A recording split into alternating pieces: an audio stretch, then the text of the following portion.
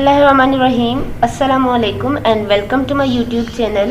तो पीएचपी में ये जो कि हमने बेसिक एक प्रोग्राम किया था लास्ट वीडियो में। इस वीडियो में हम लोग बेसिकली अब करने वाले हैं कि हमारे पास वेरिएबल्स हम लोग, क्योंकि first step in any programming language is to understand the variable concept in that.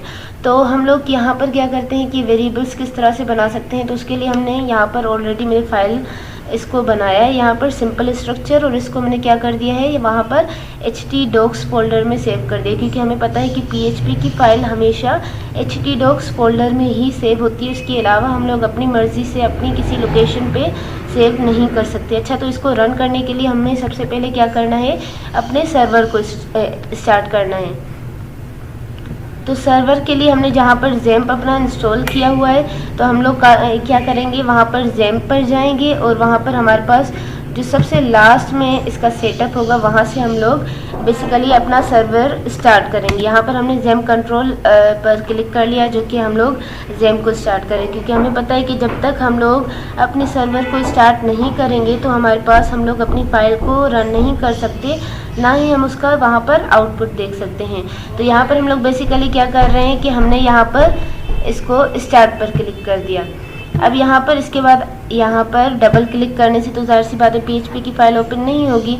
तो हम लोग क्या करेंगे कि लोकल होस्ट, यहाँ पर लोकल होस्ट, और फिर उसके बाद हम लिखेंगे स्लैश के बाद हमारी फ़ाइल का नाम क्या है, जो कि हमने किस नाम से सेव की है, variable.php। ठीक है, तो यहाँ पर हम करेंगे अपनी फ़ाइल का नाम, जो कि हमारे पास क्या है, variable.php। हमने यहाँ पर ये नाम लिखा, उसके बाद हमने क्लिक किया, ये हमारे पास फ़ाइल ओपन हो गई है। अब हम क्या करेंगे कि इस फाइल में जाकर हम लोग बेसिकली वेरिएबल बनाना चाह रहे हैं। वेरिएबल क्या होता है कि अगर हम लोग किसी भी प्रोग्रामिंग लैंग्वेज में वेरिएबल इसलिए बनाते हैं कि हम लोग किसी भी वैल्यू को स्टोर करवाना चाह रहे हों, तो उस वैल्यू को हम लोग आगे जाकर यूज़ कर सकते हैं किसी भी तरह से, तो उसके लिए हम लोग वेरिएबल बनाते हैं। हमने सी लैंग्वेज, जो कि मेरी प्लेलिस्ट है, उसमें हमने वेरिएबल्स को डिस्कस किया हुआ है डिटेल में। तो उसमें हमने जो कि वेरिएबल्स बनाए हैं, उसमें क्या होता है कि डेटा टाइप्स अलग होती हैं।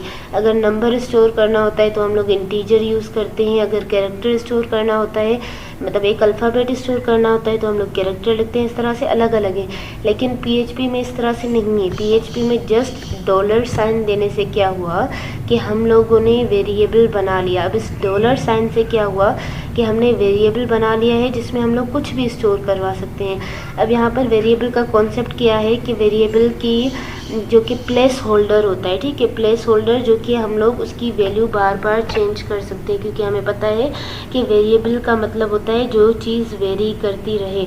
अब वेरिएबल जब हमने बनाया तो वो वैल्यू उसकी वेरी करती रहेगी, और हम लोग मीन्स कि उसको चेंज भी कर सकते हैं, उसमें कोई भी वैल्यू को स्टोर करवा सकते हैं, जो कि हम लोग आगे जाकर डिस्प्ले करवाना हो, कहीं पर ऐड करना हो, कहीं पर किसी भी तरह से। तो यहाँ पर हमने दूसरी चीज़ क्या होती है कि एक तो हमने वेरिएबल बना लिया, अब इसका नाम देंगे। जाहिर सी बात है, मेमोरी लोकेशन जो बनती है, उस मेमोरी लोकेशन का कोई ना कोई नाम होता है जहाँ पर हम लोग वैल्यू स्टोर करवा रहे हैं। तो ये उस लोकेशन का नाम होगा, और इसमें हमने क्या स्टोर करवा दिया, 10 स्टोर करवा दिया। अब हम इसको प्रिंट आउट करवाना चाह रहे हैं, हमने कहा इको कर दो A को। तो अब देखते हैं कि क्या हमारे पास आउटपुट में यहाँ पर A की वैल्यू, जो कि हमारे पास क्या है, use of undefined constant A। Okay, हमें क्या करना है कि यहाँ पर इको में वेरिएबल देना है, क्योंकि हमें बताना है कि ये चीज़ वेरिएबल है, क्योंकि वरना वैसे हम लोग इको करते हैं तो डबल कोटेशन देते हैं। डबल कोटेशन से क्या होता है कि वो चीज़ हमारे पास उसकी वैल्यू आउटपुट आ जाती है। अच्छा, यहाँ पर अब आप देख सकते हैं कि हमारे पास आउटपुट क्या आ गया है, 10। तो अब क्योंकि हमने कहा है कि ये वेरिएबल है, इसकी वैल्यू हम लोग चेंज कर सकते हैं।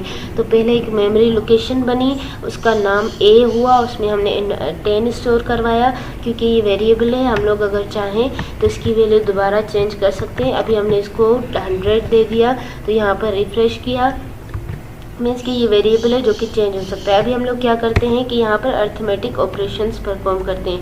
हम लोगों ने क्या किया, एक और वेरिएबल बना लिया, उसको इक्वल्स कर दिया हमने 10 के। अब यहाँ पर आकर हम लोग क्या करेंगे कि इसको प्लस कर दो वेरिएबल B के साथ। तो हमने इसको सेव किया, और यहाँ पर जाकर हम लोग रिफ्रेश करते हैं, जो कि हमारे पास एडिशन हो गई। अगर हम लोग इसको माइनस कर दें, माइनस करना चाहें, हमने इसको सेव कर लिया, तो ये हमारे पास माइनस हो गया। अगर हम लोग मल्टीप्लाई करना चाहें, मल्टीप्लाई किया, इसको हमने यहाँ पर जाकर सेव कर लिया मल्टीप्लाई, और दूसरा क्या होता है हमारे पास डिवीज़न, इसको हमने यहाँ पर सेव कर लिया और ये हमारे पास आउटपुट में उसी तरह से आउटपुट आ रहे हैं। तो मीन्स के यहाँ पर क्या हुआ कि वेरिएबल क्या होती है, एक मेमोरी में लोकेशन बन जाती है। जैसे ही हम लोगों ने ये डॉलर साइन लिखी तो मेमोरी में हमारे पास एक लोकेशन जस्ट बन गई है। अब इस लोकेशन का हमने ना नाम दिया है ना उसको कोई वैल्यू असाइन की है। जैसे ही हमने यहाँ पर ए लिखा, इसका मतलब क्या हुआ कि हम लोगों ने उस लोकेशन को अपना नाम दिया है, उस लोकेशन पे हमने 100 स्टोर करवाया, मीन्स कि एक मेमोरी हो गई पूरी।